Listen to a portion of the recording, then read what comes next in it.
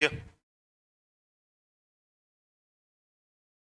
चलो, तो अपन स्टार्ट कर रहे हैं ग्रुप 2 का पेपर नंबर 6। क्या नाम है? ECIPL। तो फुल फॉर्म भी बता दो इसी बात पे।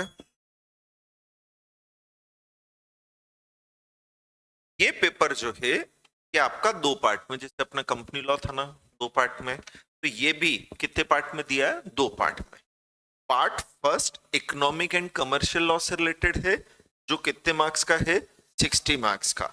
एंड पार्ट सेकंड IPR से रिलेटेड है, जो कितने मार्क्स का है? 40 मार्क्स का, है ना। तो पार्ट फर्स्ट जो है इसमें लगभग आपको कितने चैप्टर हैं? 14। कितने चैप्टर हैं? इसमें से 3 हटा लिए, जैसे अपन ने फर्स्ट ग्रुप के टाइम हटाए थे ना, याद आया?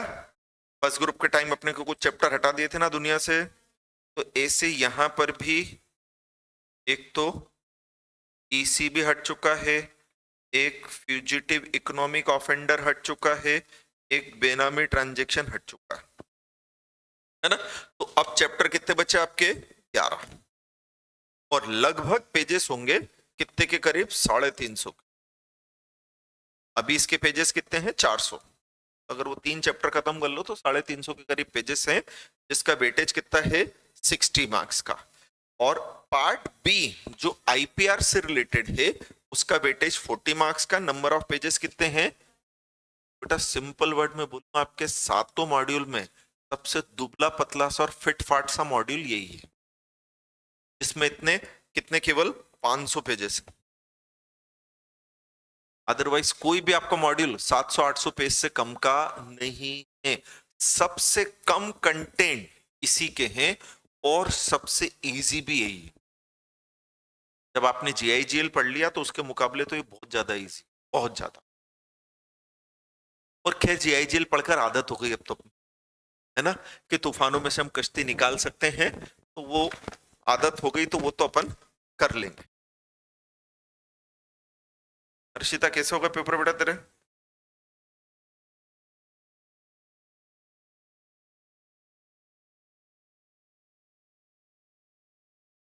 नयन कैसे हुए पेपर?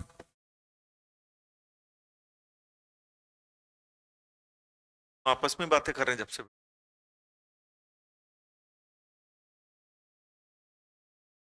हाँ, चल, तो पहले अपन इसका सब्जेक्ट का ओवरव्यू ले लेते हैं, फिर अपन पढ़ना चालू करते हैं। और 3.5 महीने में मैं सिलेबस इसका खत्म, है ना। मतलब मेरा मेरा सिलेबस मान के चलना कि 15 अप्रैल तक खत्म हो जाए।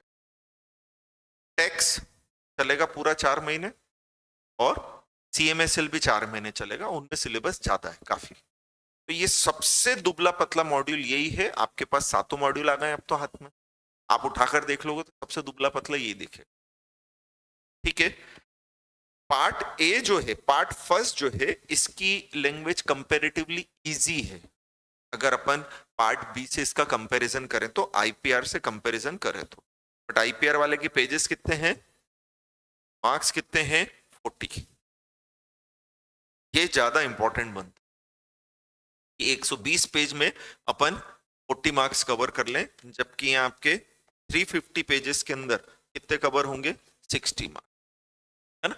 पढ़ना अपने को सब है। अपन पहले इकोनॉमिक लॉ खत्म करेंगे, उसके बाद अपन किस पर आएंगे? IPR के ऊपर आएंगे, है ना। अब क्या नाम है पेपर का बेटा? इकोनॉमिक लॉस क्या होते हैं? बोले ना, कंट्री की इकोनॉमिक एक्टिविटी को कंट्रोल करने के लिए गवर्नमेंट के द्वारा जो लॉ बनाए जाते हैं वो कौन से लॉ होते हैं? Economic law. इकोनॉमिक लॉ बनाकर गवर्नमेंट क्या करती है कि आप और में जो बिजनेस कर रहे हैं उसे रेगुलेट करती है। फिर क्या होते हैं?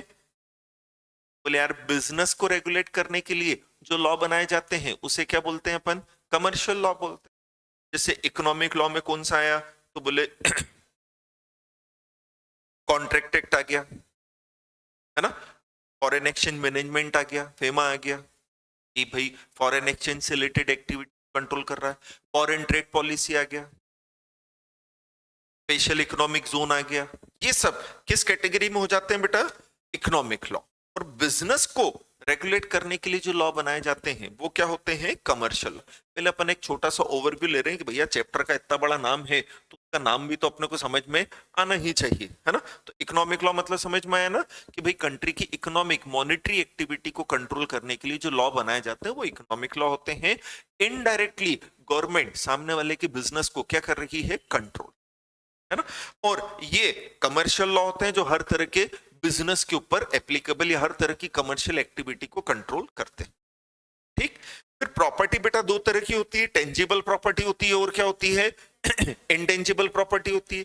टेंजिबल प्रॉपर्टी क्या होती है? हाँ, जिसका फिजिकल एग्जिस्टेंस होता है। इंटेंजिबल प्रॉपर्टी क्या होती है? जिसका फिजिकल एग्जिस्टेंस नहीं होता है।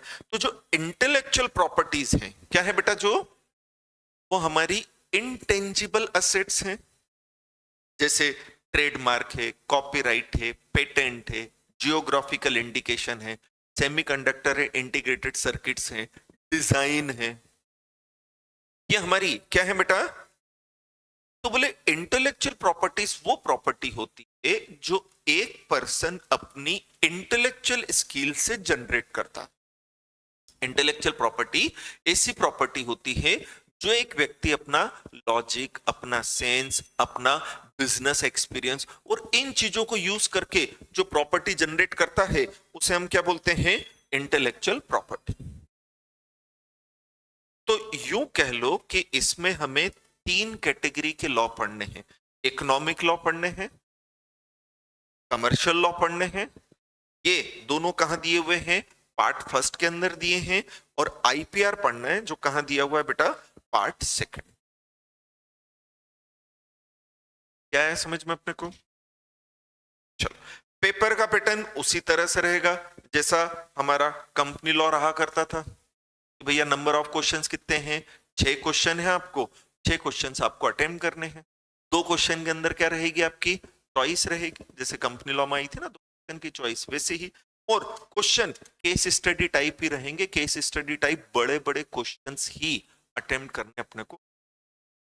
आईजीएल के अंदर केस स्टडी टाइप क्वेश्चन आए ना, इसमें भी वैसे ही आते हैं। बट बिलीव मी, ये कंपेरेटिवली सातों में सबसे इजी, सबसे इजी।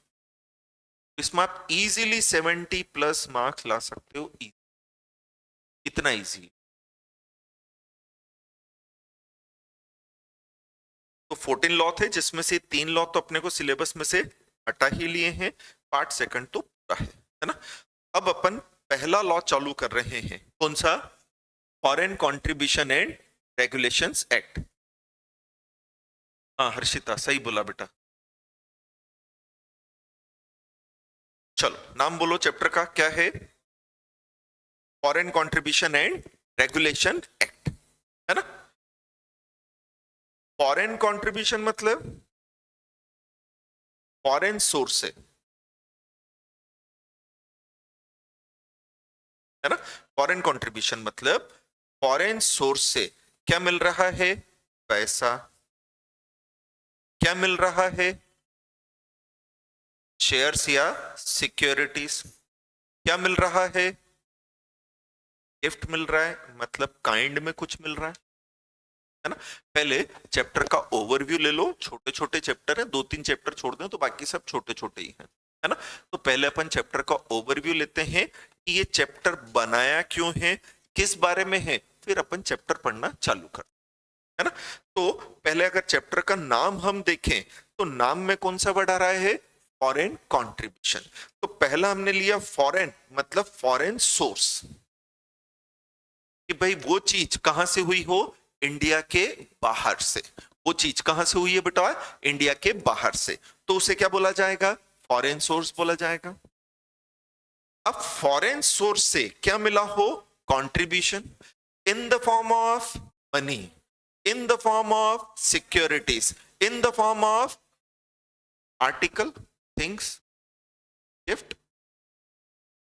ठीक है यार, तो सिंपल वर्ड में बोलूं, मुझे अगर फॉरेन सोर्स से, फॉरेन सोर्स से मतलब फॉरेन के सिटीजन से, फॉरेन की गवर्नमेंट से, फॉरेन की कंपनी से, फॉरेन के बैंक से, फॉरेन की ट्रस्ट से, फॉरेन की सोसाइटी से, अरे यार सिंपल वर्ड में जो जो लोग इंडिया में होते हैं ना, वैसे ही लोग कहाँ होते हैं, फॉरेन में भी। एक HUF को छोड़ दें, क्योंकि वो हमारे यहाँ का ही कॉन्सेप्ट है।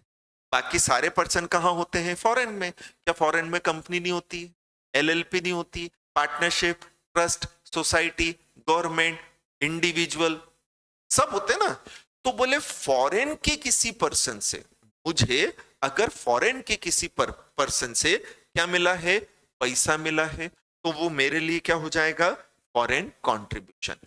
मुझे फॉरेन के किसी पर्सन से सिक्योरिटीज मिली है, तो वो मेरे लिए क्या हो जाएगा, फॉरेन कंट्रीब्यूशन। कि फॉरेन सोर्स से मैं पैसा, सिक्योरिटीज, या फॉरेन सोर्स से मालूम पड़ा मुझे कार गिफ्ट हो गई है, किसी ने मेरे को कार गिफ्ट कर दी है, तो वो क्या हो जाएगा मेरे लिए, फॉरेन कंट्रीब्यूशन। सिंपल वर्ड में समझ में आया। तो दो वर्ड हैं, कौन कौन सा, फॉरेन और कंट्रीब्यूशन।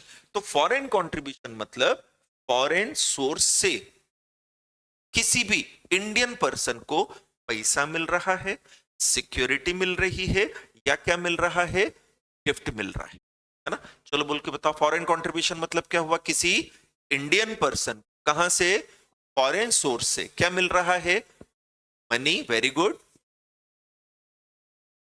हाँ, मनी की जगह आप करेंसी बोलो तो ज्यादा अच्छा रहे।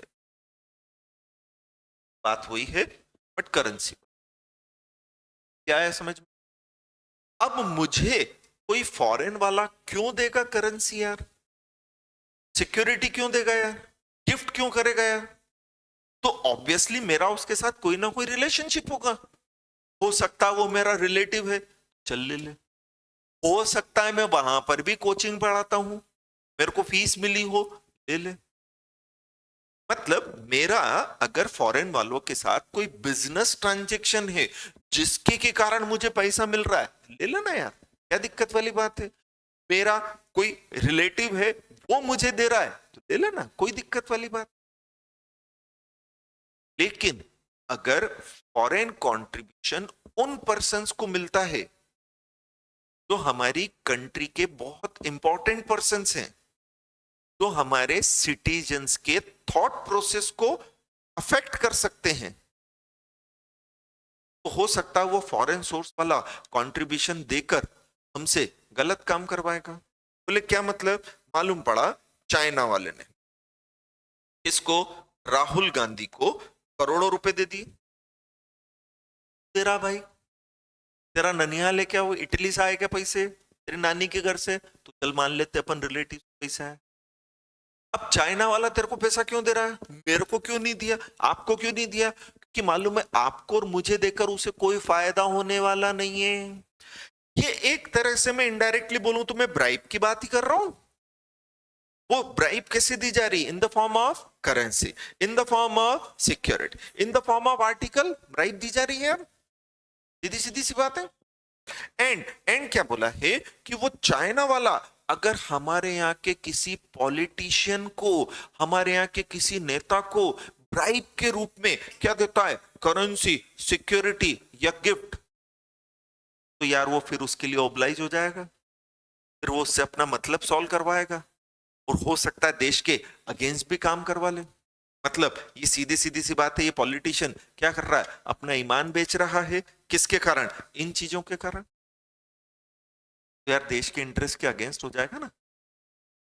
तो इस एक्ट में, अच्छा ये एक्ट सारे पर्सन्स पे नहीं लगता है, ये एक्ट लगता है कुछ पर्सन पर जिन्हें प्रोहिबिटेड पर्सन कहा जाता है। ये एक्ट लगता है कुछ पर्सन पर जिन्हें क्या कहा जाता है बेटा, प्रोहिबिटेड पर्सन।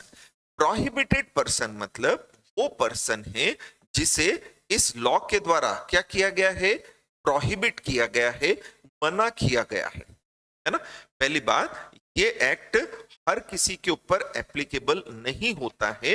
ये एक्ट जो है जिसे हम FCRA बोलते हैं, ये केवल प्रोहिबिटेड पर्सन पर एप्लीकेबल होता है। बोले अरे प्रोहिबिटेड पर्सन कौन है, बोले प्रोहिबिटेड पर्सन वो है जिसे इस एक्ट में फॉरेन सोर्स से, है ना, कंट्रीब्यूशन रिसीव करने से मना किया हो। बोले प्रोहिबिटेड पर्सन वो है जिन्हें कहां से बेटा, फॉरेन सोर्स से, फॉरेन कंट्रीब्यूशन रिसीव करने से क्या किया हो, मना, कि भाई तू फॉरेन सोर्स से क्या रिसीव नहीं करेगा, कंट्रीब्यूशन। अब मैं प्रोहिबिटेड पर्सन की कैटेगरी में नहीं आ रहा हूं, तो क्या मेरे ऊपर एक्ट लगेगा, नहीं। अगर मेरे ऊपर एक्ट नहीं लगेगा तो क्या मैं फॉरेन से कंट्रीब्यूशन रिसीव कर सकता हूं, बिल्कुल कर सकता हूं। तो बोले यार ये प्रोहिबिटेड पर्सन है कौन, बोले यार सेक्शन 3 में कुछ पर्सन्स के नाम दिए जो प्रोहिबिटेड पर्सन है। जब हम इनकी डिटेल पढ़ेंगे तो हमें समझ में आएगा ये व्यक्ति वो हैं जो पब्लिक ड्यूटी परफॉर्म करते हैं, जैसे पॉलिटिशियन, जैसे गवर्नमेंट ऑफिसर्स, जैसे जज हैं, गवर्नमेंट सर्वेंट हैं, जुडिशरी वाले हैं, गवर्नमेंट ऑर्गेनाइजेशन में काम करने वाले व्यक्ति हैं, न्यूज़पेपर वाले हैं, प्रिंट मीडिया वाले हैं, इलेक्ट्रॉनिक मीडिया वाले हैं, ऑडियो विजुअल मीन्स वाले हैं। मतलब ये वो व्यक्ति हैं जो पब्लिक की थॉट प्रोसेस को अफेक्ट कर सकते हैं। आज भी हमारे घर में हमारे जो बड़े हैं वो सबसे पहले उठकर सुबह सुबह क्या ढूंढते हैं, न्यूज़पेपर। उसमें जो लिखा उसके बेसिस पर हम अपनी क्या बना लेते हैं, राय बना लेते हैं। आजकल तो क्या हो गया है, गूगल देवता हो गए हैं, जो गूगल पे आ जाता हम सही मान लेते हैं। नहीं, तो उससे हो क्या रहा, अच्छा गूगल क्या हो गया, इलेक्ट्रॉनिक मीडिया हो गया। उससे हो क्या रहा है, लोगों को किसी चीज के सही या गलत होने का भरोसा दिलवाया जा रहा है, उनकी थॉट प्रोसेस को उनके माइंड के साथ खेला जा रहा है। अगर आप सही कर रहे हो, आप सही इंफॉर्मेशन उन्हें दे रहे हो तो कोई दिक्कत वाली बात नहीं है। बट मालूम पड़ा दैनिक भास्कर वाला है, उसे चाइना से करोड़ों रुपए मिले कि जो मैं बोल रहा हूं वो न्यूज छाप, देश की गवर्नमेंट के अगेंस्ट न्यूज छाप, चाइना के भले के लिए न्यूज छाप, उनके बेनिफिट के लिए न्यूज छाप, ट्रम्प के अगेंस्ट कुछ भी लिख, उल्टा सीधा लिख, ताकि ट्रम्प से हमारे संबंध खराब हो जाए। तो हो क्या रहा है कि दैनिक भास्कर वाला जो प्रोहिबिटेड पर्सन की कैटेगरी में आ रहा है, उसे इनडायरेक्टली ब्राइब देकर चाइना वाले ने अपने मतलब का काम करवाया। और अपने मतलब का काम करवाया मतलब हमारे देश के इंटरेस्ट क्या हो गया। तो इसलिए ये एक्ट सारे व्यक्तियों पर नहीं लगता है, ये एक्ट केवल उन पर्सन्स पे लगता है जो सेक्शन 3 के हिसाब से किस कैटेगरी में आ रहे हैं, prohibited person. And prohibited person को एफसीआरए बोलता है कि आप फॉरेन सोर्स से, कहां से बेटा, फॉरेन कंट्रीब्यूशन रिसीव नहीं कर सकते हो। आप कहां से, फॉरेन सोर्स से क्या रिसीव नहीं कर सकते हो, हाँ मतलब फॉरेन के किसी भी तरह के पर्सन से, फॉरेन की कंपनी से, फॉरेन के ट्रस्ट से, फॉरेन की सोसाइटी, फॉरेन की गवर्नमेंट से, फॉरेन के बैंक से, अबे जो भी व्यक्ति फॉरेन का है उससे ना आप पैसा लोगे, ना शेयर सिक्योरिटी लोगे, ना आर्टिकल के रूप में कोई gift low. But prohibited person के अलावा अगर कोई रिसीव करे मेरे को कोई दिक्कत, क्योंकि हर किसी को हम नहीं रोक रहे। आज मुझे अगर फॉरेन सोर्स से कुछ मिलता है, मैं पब्लिक को इन्फ्लुएंस नहीं कर रहा हूं, पहली बात तो मुझे कोई देगा ही नहीं, क्योंकि उनका कोई पर्पस सॉल्व नहीं होगा। और अगर कोई दूसरा मुझे दे रहा है तो हो सकता है मेरा उसके साथ जेन्युइन कमर्शियल ट्रांजेक्शन हो सकता है वो मेरा रिलेटिव हो, तो कुछ एग्जम्पशंस हम पढ़ेंगे यार कि भैया इन फॉरेन सोर्स से लिया है बट इन सर्कमस्टांसेस में लिया, बोले चलेगा यार, कोई दिक्कत वाली बात नहीं।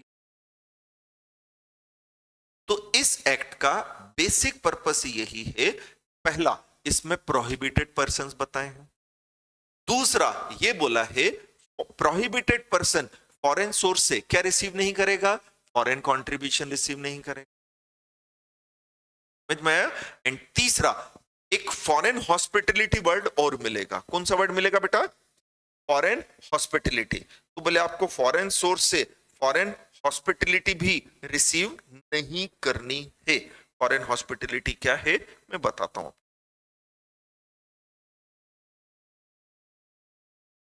क्या है समझ में, पर्पस समझ में आ गया ना इसका। पहली चीज फॉरेन कंट्रीब्यूशन मतलब बोल के बताओ जल्दी से, फॉरेन सोर्स से, फॉरेन सोर्स से अगर क्या मिलती है हमें, करेंसी, इंडियन भी हो सकती है फॉरेन भी, चाइना वाला अपनी करेंसी में भी ब्राइब दे सकता है, इंडियन करेंसी में। दूसरा क्या मिल रही है, कोई इंडियन भी हो सकती है फॉरेन भी हो सकती है। तीसरा क्या मिल रहा है, कोई आर्टिकल, आर्टिकल तो कुछ, क्या ये एक्ट सभी के ऊपर लग रहा है, तो केवल किस पे लग रहा है, हाँ सेक्शन 3 में क्या बताएं, जो उन्हीं के ऊपर लग रहा है, और उनको क्या बोला, आप क्या रिसीव नहीं करोगे, फॉरेन कंट्रीब्यूशन रिसीव, क्या है समझ में अपने। फिर फॉरेन हॉस्पिटलिटी भी कुछ व्यक्तियों को रिस्ट्रिक्ट किया है कि भाई आप नहीं करोगे, एंड कुछ ऑर्गेनाइजेशन ऐसे बनाए हैं जिन्हें फॉरेन कंट्रीब्यूशन लेना अलाउ कर दिया है, बट वो गवर्नमेंट के पास पहला अपना क्या करवा लें बेटा, रजिस्ट्रेशन। कुछ ऑर्गेनाइजेशन ऐसे बताए हैं जिन्हें फॉरेन कंट्रीब्यूशन लेना क्या कर दिया है बेटा, अलाउ, बस वो गवर्नमेंट के पास क्या करवा लें अपना। तो ये मैंने ओवरव्यू दिया आपको पूरे एक्ट का, डिटेल अब अपन चालू, समझ में आया क्या पढ़ने वाले अपन, चलो स्टार्ट करते हैं, है ना। क्या नाम है चैप्टर का, कब आया ये बेटा, इसका मतलब ये नहीं कि इसके पहले एक्ट नहीं था, 1973 में सबसे पहले एफसीआर एक्ट आया था, जैसे कंपनीज एक्ट था ना अपना 1950, फिर उसे 2013 में हटा के नया एक्ट लेकर आ गए ना, इसी एफसीआर कब आया था सबसे पहले 1973, फिर उसे हटाकर अभी 2010 में नया एक्ट लेकर, केवल नॉलेज के, है ना। अब इस एक्ट का बेसिक पर्पस क्या है, तो बोले ये क्या करता है, रेगुलेट, किस चीज को, बोले acceptance and utilisation of foreign contribution and foreign hospitality, दो वर्ड बोले थे मैंने, एक तो क्या, दूसरा क्या, फॉरेन कंट्रीब्यूशन मतलब तो समझ में आया ना, क्या ले रहे हैं अपन कोई, क्या ले रहे हैं अपन कोई, क्या ले रहे हैं अपन कोई, करेंसी चाहे सिक्योरिटी में भी पढ़ते हैं डेफिनेशन, फॉरेन कंट्रीब्यूशन बताया अभी तुम्हें। फॉरेन हॉस्पिटलिटी मतलब होता है बेटा अतिथि सत्कार, फॉरेन हॉस्पिटलिटी मतलब क्या होता है बेटा, अतिथि सत्कार। बोले क्या मतलब हुआ इसका, बोले जैसे फॉरेन सोर्स से अगर हमें कैश मिलेगा, मतलब करेंसी मिलेगी, या सिक्योरिटी मिलेगी, या आर्टिकल मिलेगी, ये सारी चीजें टेंजिबल है कि इनटेंजिबल, टेंजिबल है, अरे इन सबका फिजिकल एग्जिस्टेंस है ना, अरे पैसा मिलेगा तो मेरे हाथ में कुछ ना कुछ आएगा ना, सिक्योरिटीज में भी कुछ है ना, दिखेगी ना लोगों को, और गिफ्ट में भी कुछ ना कुछ दिखेगा। बोले यार ऐसी चीज दो ना जो किसी को दिखे नहीं, मालूम ही नहीं पड़े। बोले क्या मतलब, तो बोले जैसे कोई नेता है, पॉलिटिशियन है, जो प्रोहिबिटेड पर्सन है, अब उसे चाइना वाले ने बोला आजा हम तेरे को वर्ल्ड टूर करवाते हैं फ्री में, अब अगर वो वर्ल्ड टूर करवा रहा है वो भी काय में, फ्री में, सामने वाले को अपने ऑब्लिगेशन में रख रहा है, नहीं, वर्ल्ड टूर करने का खर्चा अपने आप में बहुत ज्यादा आता है, तो आप उसको हाथ में कैश देते, इसके बजाय सामने वाले को आपने ऐसी कोई चीज दी जो किसी को दिखी नहीं रही, नहीं, जैसे हमने किसी प्रोहिबिटेड पर्सन को बोला, बोले क्या, बोले अच्छा बीमार है, चला जा तेरे घुटने का ऑपरेशन करा देता हूं, नहीं चलते फिरते बन रहा है, चल तेरे पेरेंट्स का घुटने का ऑपरेशन करा देता हूं, मतलब उसे काहे का, हॉस्पिटल के खर्चे देने को तैयार हो गया, आप उसे घुमाने फिराने को तैयार हो गए, दोनों ही केस में हमारे पास टेंजिबली कुछ आया क्या, नहीं। अरे यार जैसे होता था ना कि भाई हम अगर अपने मामा के यहाँ जाते थे, तो जिस मोमेंट हम मामा के यहाँ गए पूरा खर्चा मामा का, मामा को मामा बना के आते थे अपन, हमारा आने जाने का खर्चा मामा का, रहना खाना तो चलो ही अलग बात है, फिर आते आते ड्रेस भी मिलती थी, पैसे भी मिलते थे, मिलते थे कि नहीं मिलते थे, सबसे ज्यादा दिक्कत मामी को होती थी, तो हम हमारे मामा को मामा बना के आते थे, सेम जब हमारी बुआ के लड़के आते थे, हमारी बुआ के बच्चे आते थे, तो हमारे पापा मामा बनते थे, फिर सारा खर्चा अपना हो जाता था, तो हम तो अतिथि सत्कार में करते ही है बेटा ये सब, अब इसे क्या किया जा रहा, अदरवाइज यूज किया जा रहा, आ तुझे फॉरेन कंट्री घुमा देता हूं, आजा तेरा ट्रीटमेंट करा देता हूँ, बीमारी है तेरे को, चलिए ट्रीटमेंट फ्री ऑफ कॉस्ट करा देता हूँ, आने जाने के तेरे एयर फेयर्स में दे रहा हूं, यार कंट्रीब्यूशन में टेंजिबल चीज आई थी हाथ में अपने, ये इंटेंजिबल है, बट दोनों ही इनडायरेक्टली है तो ब्राइब ना, ये तो सामने वालों को टेम्पटेशन दे रहे हो ना, तुम लालच ही दे रहे हो ना, ब्राइब भी दे रहे हो ना, तो बोले यार हम दोनों चीजों को रेगुलेट कर रहे हैं, हम किस किस को, एक तो as well as foreign hospitality, दोनों को हम क्या कर रहे हैं, रेगुलेट। तो अगर सर्टेन इंडिविजुअल, मैंने बोला ना हर किसी के ऊपर एक्ट एप्लीकेबल नहीं हो रहा है, सभी व्यक्तियों के ऊपर ये एक्ट एप्लीकेबल नहीं, कुछ इंडिविजुअल, कुछ एसोसिएशन और कंपनीज जो क्या एक्सेप्ट करती हैं, फॉरेन कंट्रीब्यूशन, क्या यूटिलाइज कर रही हैं फॉरेन कंट्रीब्यूशन, या तो हम उसे क्या कर रहे हैं, रेगुलेट। तो एक तो हम सेक्शन वालों को मना कर रहे हैं तुम नहीं करोगे, फिर हम एक्सेप्शन भी दे रहे हैं कि तुम एक्सेप्शनल केसेस में कर लेना, और फिर जो प्रोहिबिटेड नहीं है, जैसे आप और मैं प्रोहिबिटेड नहीं है, तो हमें पैसा मिल रहा है, बट हम तो फॉरेन वाले के किसी काम के नहीं है। अब हमें बोला जा रहा है कि तू पैसा ले जाकर किसको दे दे, नेता को दे दे, नहीं।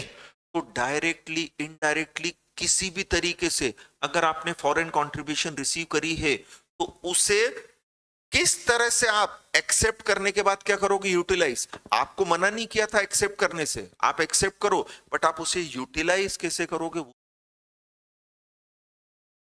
जैसे अभी धुरंधर अगर आप लोगों ने देखी हो, एग्जाम देने आने के बाद में बताया ना कि कितने जाली नोट छाप छाप कर वो कहां घुमाते थे, कश्मीर में। जब से मोदी जी ने क्या किया, नोटबंदी की, कश्मीर के अंदर जो पत्थरबाजी होती थी खत्म ही हो गई वो। पहले तो हर दूसरे दिन सुनने आता था, अब तो नहीं हो रही है। क्यों? क्योंकि पाकिस्तान से पैसा आता था, वो पैसा वहां के लोगों में बांटते थे, वो पत्थर फेंकते थे, पाकिस्तान वालों का कुछ जा नहीं रहा था, वो जाली करेंसी बना बना कर और इंडिया में डंप करे जा रहे थे।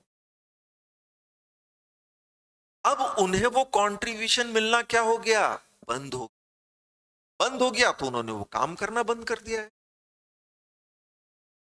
तो हम वही बोल रहे हैं कि जिन्हें अलाउ कर रहे हैं हम कि भाई लीगली तू ले सकता है, तो भाई तू उसे यूटिलाइज कैसे करेगा वो भी मैं चेक।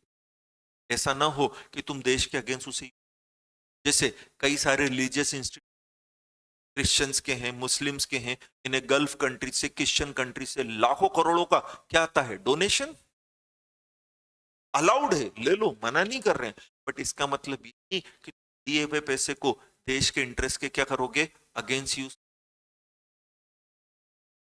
तो इस एक्ट का पर्पस ही है क्या करना, रेगुलेट करना। वेरी गुड, क्या करना बेटा, किस चीज को, एक्सेप्टेंस एंड यूटिलाइजेशन। काहे का एक्सेप्टेंस यूटिलाइजेशन, फॉरेन कंट्रीब्यूशन और सभी व्यक्तियों का, बोले नहीं, सर्टेन इंडिविजुअल, एसोसिएशन और कंपनी। दूसरा बोला है to prohibit acceptance and utilisation of for activity जो नेशनल इंटरेस्ट के अगेंस्ट हो या देश के हित से बड़ा।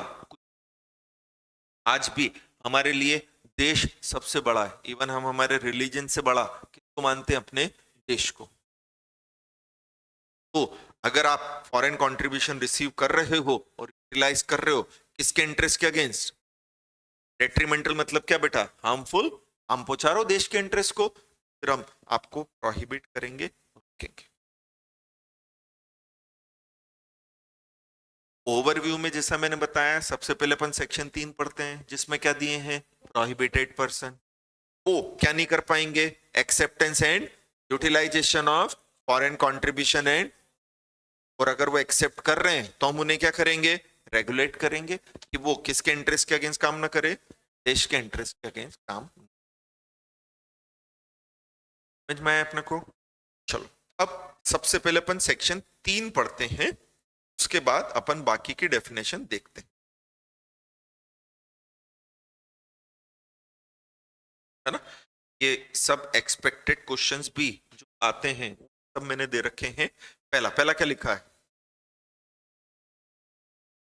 मतलब दे आर टॉकिंग अबाउट किन व्यक्तियों को लॉ में कि तुम, वेरी गुड, है ना। फिर अगला क्वेश्चन, ये एक ही टॉपिक के अलग अलग क्वेश्चन जो बनते हैं वो दे रखे हैं, है ना।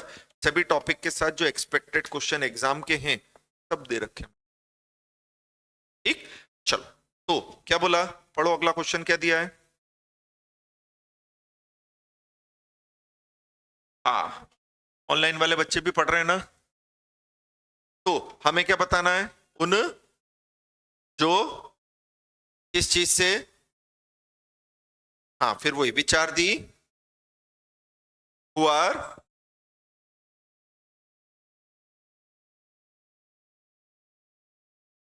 सीधी सीधी सी बात है, सिंपल वर्ड में किसकी बात कर रहे हैं? जो कहां दिए हैं, सेक्शन 3 वाले व्यक्ति क्या हैं? ये क्या रिसीव नहीं कर सकते? ये समझ में आया अपने को? तो अब अपन सेक्शन 3 का सबसेक्शन 1 पहले पढ़ लेते हैं, ताकि ऊपर वाले जब मैं फॉरेन कंट्रीब्यूशन वगैरह समझाऊं और उसमें एग्जांपल दूं, एग्जांपल में जब इन लोगों का नाम लूंगा तो आपको क्लिक होना चाहिए, है ना? तो कौन कौन आ रहा है सबसे पहले?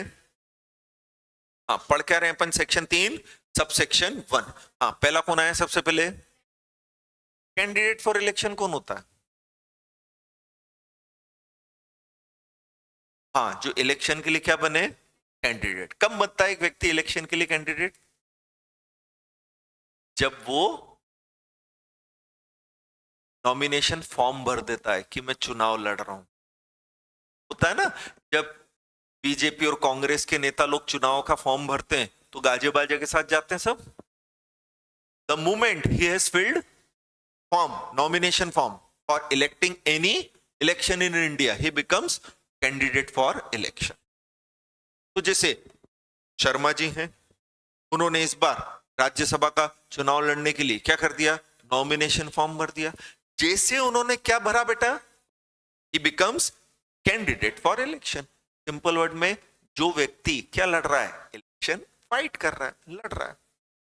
कैंडिडेट फॉर इलेक्शन एक वर्ड में बोलूं तो वो व्यक्ति जो क्या लड़ रहा है? इलेक्शन। हमारे यहाँ कितने लेवल के इलेक्शन होते हैं? सेंट्रल के, स्टेट के और सिटी वाइज म्युनिसिपल कॉर्पोरेशन, है ना? जैसे अभी मुंबई के अंदर होने वाले ना पार्षद वाले बीएमसी के चुनाव, म्युनिसिपल कॉर्पोरेशन के। नहीं, अभी जैसे पेपर में आ रहा ना रोज का कि पुष्यमित्र भार्गव से क्या दे देना चाहिए? इस्तीफा दे देना चाहिए भैया, एज अ मेयर तुम अनसक्सेसफुल रहे हो, प्रॉब्लम सॉल्व नहीं कर पाए हो। तो वो कौन सा चुनाव जीता था? वो पार्षद वाले थे। वो एक राज्यसभा के होते हैं, एक काय के होते हैं? लोकसभा के। तो किसी भी इलेक्शन का अगर तुमने क्या भर दिया है? Nomination form. बोलो क्या भर दिया अगर? तो तुम क्या बन जाओगे? Candidate for election. ठीक है, जैसे ही तुम क्या बन गए? तुम किस कैटेगरी में आ गए? Prohibited person. जीत गए क्या? हाँ, तो क्या बन गए? Member of legislature. MLA, MLA बोलते हैं ना, मेंबर ऑफ लेजिस्लेटिव असेंबली। जीत गए तो एमएलए बन गए, हार गए पप्पू बन गए, खत्म। अब आया समझ में? तो ये दो चीज समझ में आ गई ना। जैसे आपने क्या भरा? You are candidate for election. आप जीत गए तो मेंबर ऑफ लेजिस्लेचर, हार गए तो हारने वाले को तो कोई। ठीक। फिर जो रजिस्टर्ड न्यूज़पेपर है, क्या है बेटा? जो, हाँ, जैसे दैनिक भास्कर है, टाइम्स ऑफ इंडिया है, नई दुनिया है, ये सब क्या है बेटा? Registered newspaper. अग्निबाण है, प्रभात किरण वाला है जो हमारे यहाँ के लोकल है, हिंदुस्तान टाइम्स है, टाइम्स ऑफ इंडिया है, इकोनॉमिक टाइम्स है, बड़े बड़े जो हमारे इंडिया लेवल के पेपर है, इंटरनेशनल लेवल के। ठीक है। अब ये पब्लिक को, अच्छा, न्यूज़पेपर पब्लिक को इन्फ्लुएंस करने का सबसे सस्ता और सबसे सटीक है। आज भी, आजकल, आज तो ये हो ही गया है कि गूगल पे जो भी आता हम नहीं मानते हैं, बट अगर वही चीज अगले दिन कहां छपी हुई आ गई तो हम मान लेते हैं कि यार न्यूज़पेपर में लिखा तो सही होगा। तो अगर न्यूज़पेपर वाले को हमने खरीद लिया, न्यूज़पेपर में उसके correspondent, columnist, cartoonist, editor, owner, printer, publisher, मतलब न्यूज़पेपर से रिलेटेड जो जो व्यक्ति हैं, न्यूज़पेपर से रिलेटेड क्या है बेटा? न्यूज़पेपर का कौन? जो इंफॉर्मेशन एक्सचेंज करता है। फिर कौन? जो कॉलम आते हैं ना, जैसे सुनील गावस्कर, सौरव गांगुली, ये क्रिकेट वाले कॉलम लिखते हैं।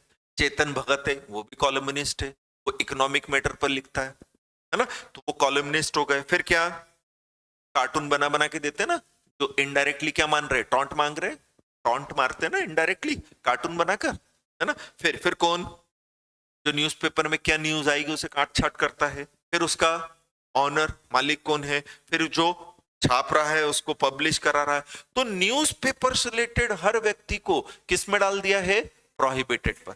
बस पढ़ने वाले को छोड़, क्योंकि वो कुछ नहीं कर सकता, ये सब इन्फ्लुएंस कर सकता। तो बेटा ये प्रिंट मीडिया हो गया नहीं? क्या क्या हो गया ये? तो अब इलेक्ट्रॉनिक मीडिया भी लेना जरूरी है, तो ये आ गया इलेक्ट्रॉनिक मीडिया, कि कोई भी एसोसिएशन या कंपनी जो प्रोडक्शन या ब्रॉडकास्ट कर रही है, किसका? ऑडियो न्यूज का, मतलब रेडियो वाले की बात कर ली ना। किसका? ऑडियो विजुअल न्यूज, मतलब टीवी वालों की बात कर ली, ओटीटी वालों की बात कर ली नहीं? या कोई भी करंट अफेयर प्रोग्राम्स दिखाते हैं, किसके थ्रू? इंफॉर्मेशन टेक्नोलॉजी एक्ट के थ्रू, इलेक्ट्रॉनिक मींस को यूज करते हुए, सबको भी इंक्लूड कर लिया। बेटा सेकंड वाले पॉइंट में तो कौन आया था? Print media. मीडिया वाले आ गए ना बेटा। मीडिया भी कितने तरह का हो गया? 3। प्रिंट मीडिया, ऑडियो और वीडियो, विजुअल। तो ऑडियो में कौन हो गए अपने?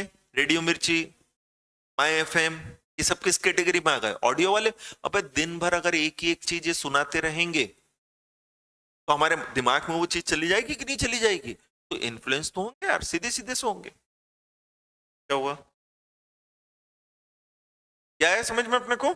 तो अच्छा, फिर हमारे टेलीविजन वाले हो गए, जी टीवी हो गया, स्टार टीवी हो गया, ओटीटी वाला हो गया नहीं?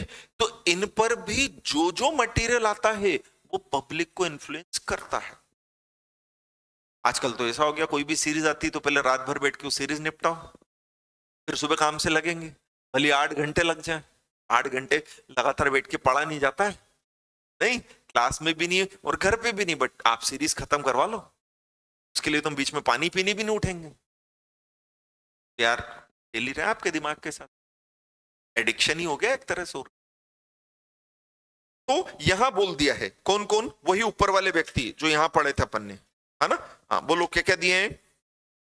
Correspondent, columnist, cartoonist, editor, owner. किसके? जो जी वाले पॉइंट में दिए हैं। जी वाले पॉइंट में मतलब कौन? Audio news, audio visual news और का प्रोडक्शन और ब्रॉडकास्ट करने वाले।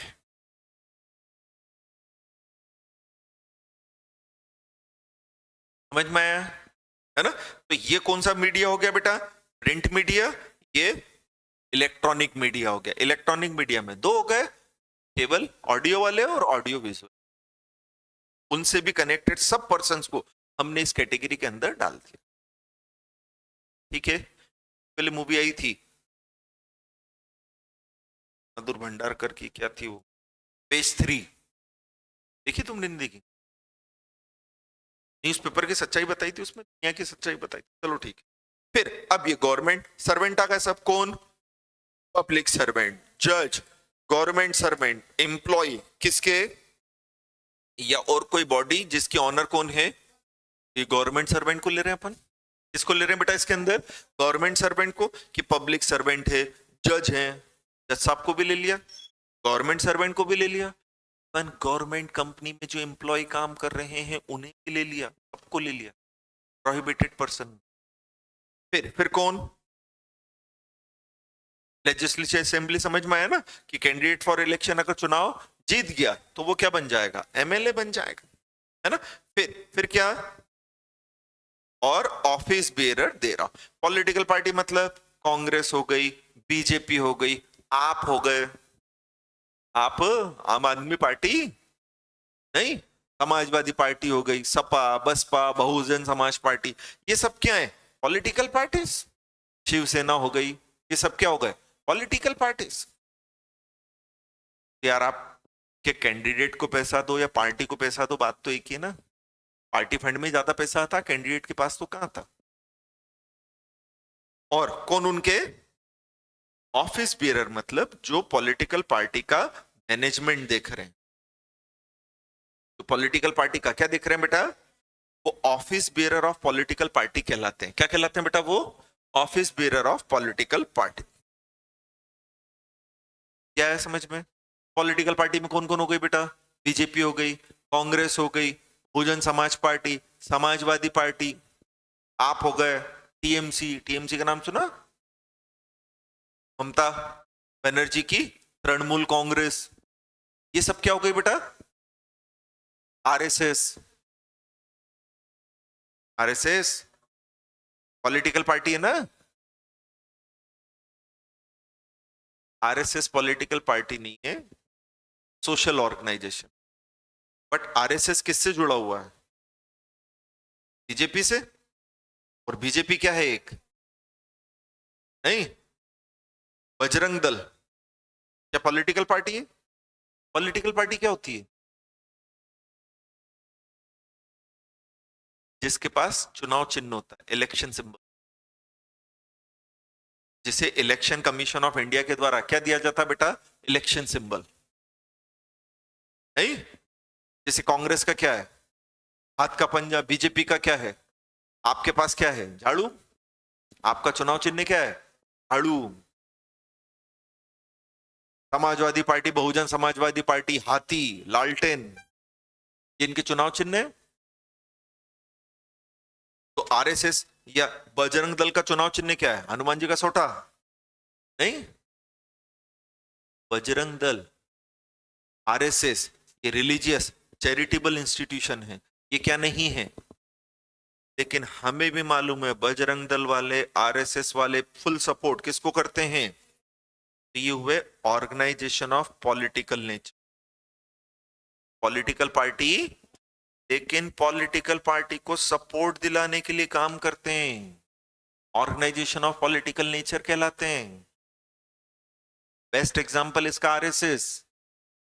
आरएसएस शिवसेना को, बीजेपी को, इनको सपोर्ट करता ना, बजरंग दल भी सपोर्ट करते ना। तो ये सब क्या है? ये पॉलिटिकल पार्टी नहीं है, बट ये क्या है? Organisation of political. आप आरएसएस को करोड़ों रुपए दे दो तो हम तो यही समझेंगे ना इनडायरेक्टली किसको दिए? बीजेपी को, शिवसेना को, जिनको भी ये सपोर्ट कर। क्या आया समझ में अपने को? पक्का?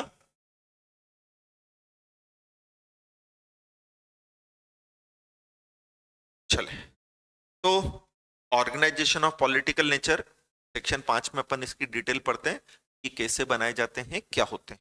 तो ये सब कौन होगा बेटा? सेक्शन 3 वाले व्यक्ति। सेक्शन 3 वाले व्यक्ति मतलब प्रोहिबिटेड पर्सन। ये सब कौन होगा बेटा? सेक्शन 3 वाले व्यक्ति। सेक्शन 3 वाले व्यक्ति मतलब कौन हो गए? चलो वापस से ले लो, कौन कौन? Very good. दूसरा, करस्पॉन्डेंट, कॉलमनिस्ट, ऑनर। फिर यही सारे व्यक्ति किसके? ऑडियो न्यूज और ऑडियो विजुअल न्यूज और का प्रोडक्शन और ब्रॉडकास्ट करने वाले कंपनी और ऑर्गेनाइजेशन। ठीक है। फिर तीसरा कौन?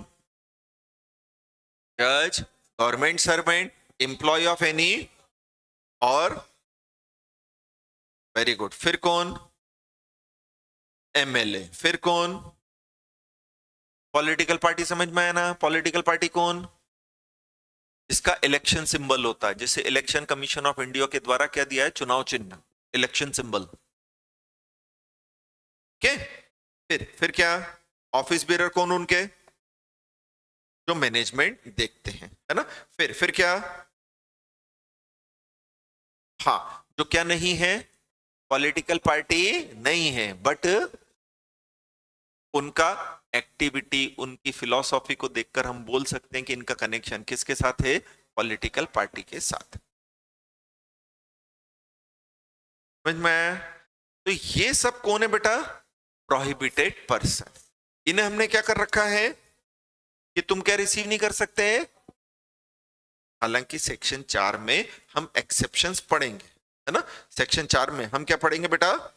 एक्सेप्शन पढ़ेंगे कि prohibited person can foreign contribution in, exception पढ़ेंगे अपन सेक्शन 4 में। की क्लियर है? पक्का?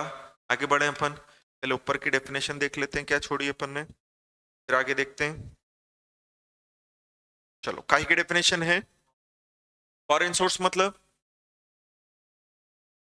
कंट्रीब्यूशन नहीं बोला बेटा, फॉरेन सोर्स बोला। फॉरेन सोर्स मतलब इंडिया के बाहर का कोई पर्सन, सिंपल वर्ड बताया था ना। फॉरेन की गवर्नमेंट है, फॉरेन की एजेंसी है, फॉरेन के बैंक है, फॉरेन की कंपनी है ना। फिर फॉरेन की मल्टीनेशनल बैंक है, फिर फॉरेन का ट्रेड यूनियन है, फॉरेन का ट्रस्ट है, फॉरेन का फाउंडेशन है, सोसाइटी है, क्लब है, एसोसिएशन है, फॉरेन का सिटीजन है। आप समझे मेरी बात? फॉरेन सोर्स मतलब इंडिया के बाहर का कोई भी पर्सन। याद करने के लिए बोलो फटाफट से, फॉरेन सोर्स मतलब अब वो नेचुरल पर्सन भी हो सकता है, आर्टिफिशियल,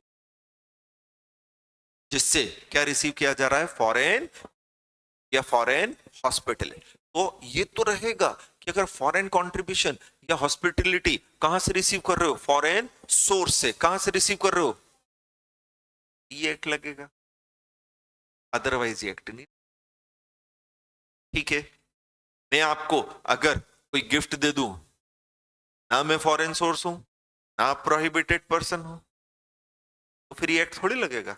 अरे हम क्या देते नहीं है क्या शादी ब्याह के अंदर, या अपने फ्रेंड को अदरवाइज गिफ्ट नहीं देते हैं क्या? तो क्या हर गिफ्ट देने के ऊपर एक लग जाएगा क्या? नहीं, जब तक आप क्या ना हो, फॉरेन सोर्स, और लेने वाला कौन ना हो, प्रोहिबिटेड पर्सन। मेरी बात? तो प्रोहिबिटेड पर्सन हो और ले कहां से रहा हो, फॉरेन सोर्स से। तो मैं अगर बीजेपी को डोनेशन दे रहा हूं, मैं फॉरेन सोर्स नहीं। भले बीजेपी प्रोहिबिटेड पर्सन है, बट बीजेपी ने इंडियन से पैसा लिया है, फॉरेन सोर्स से, तो ऐसी सिचुएशन में ये एक्ट एप्लीकेबल नहीं हो।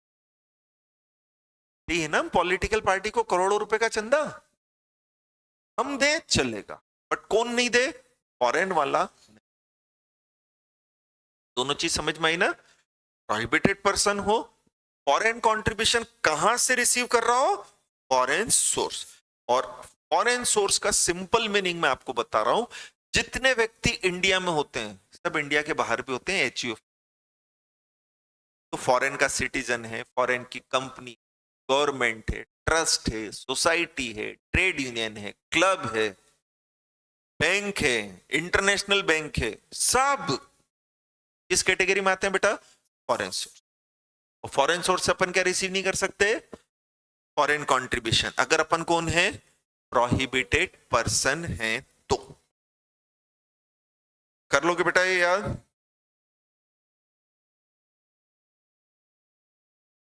चलो, अब सबसे इंपॉर्टेंट डेफिनेशन अपनी कहे कि फॉरेन कंट्रीब्यूशन की। ठीक है, कल करते हैं इसको। बेटा टैक्स वाले सर अभी 2 दिन बाहर हैं, तो 2 दिन अभी टैक्स की क्लास नहीं लगी। ठीक है, घर में शादी है किसी की, बोल भी नहीं सकते थे कि अपन शादी छोड़ दो, है ना। तो आज और कल नहीं लगेगी, परसों से आपका टैक्स भी रहेगा। आज और कल मेरी और मैडम की ही रहेगी, है ना। ऑनलाइन भी समझ में आया, थैंक यू बेटा। हर्षिता, नयन, कमल, है ना। आज और कल टैक्स की नहीं है, परसों से टैक्स भी चालू हो जाएगी। हाँ, लोग एग्जाम छोड़ सकते हैं बट शादी नहीं छोड़ सकते।